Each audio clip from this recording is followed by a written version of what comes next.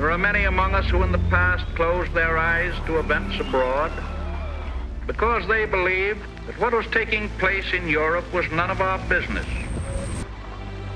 that we could maintain our physical safety by retiring within our continental boundaries. To those who would not admit the possibility of the approaching storm, the past weeks have meant the shattering of many illusions. With a third of Europe now under Nazi control, America still sits on the sidelines. Many believe the war to be Europe's problem. Recalling the horrors of World War I, the majority of Americans don't want to get involved in another European war. President Franklin Roosevelt attempts to convince them otherwise. On September 16, 1940, Roosevelt signs the Selective Training and Service Act, the first peacetime draft in American history. All able-bodied men between 21 and 30 must register for military service.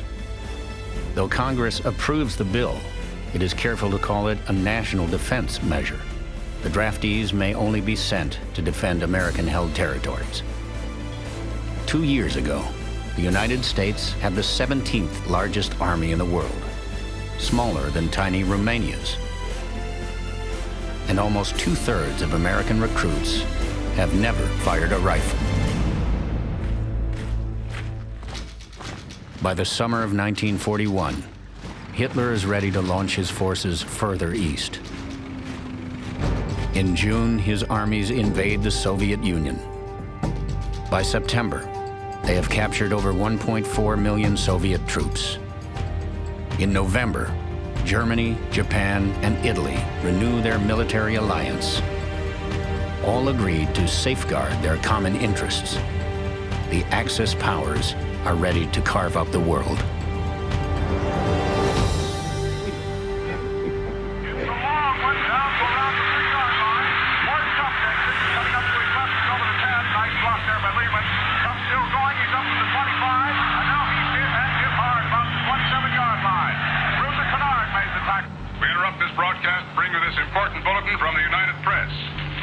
Washington. The White House announces Japanese attack on Pearl Harbor.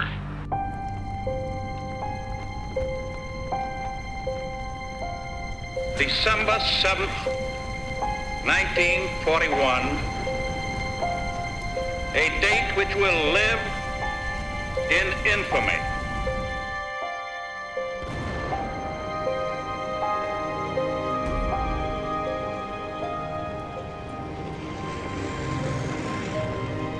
The facts of yesterday and today speak for themselves. The people of the United States have already formed their opinions and well understand the implications to the very life and safety of our nation. 4 days after the attack on Pearl Harbor, Germany and Italy declare war on the United States. It is the first and only time Hitler actually declares war on another nation. Across the U.S., panic spreads as Americans realize they have enemies off both coasts. Surging above the fear is a wave of patriotism and outrage. Within 30 days of the attack, over 134,000 young men enlist for service, ready to take the fight to the enemy.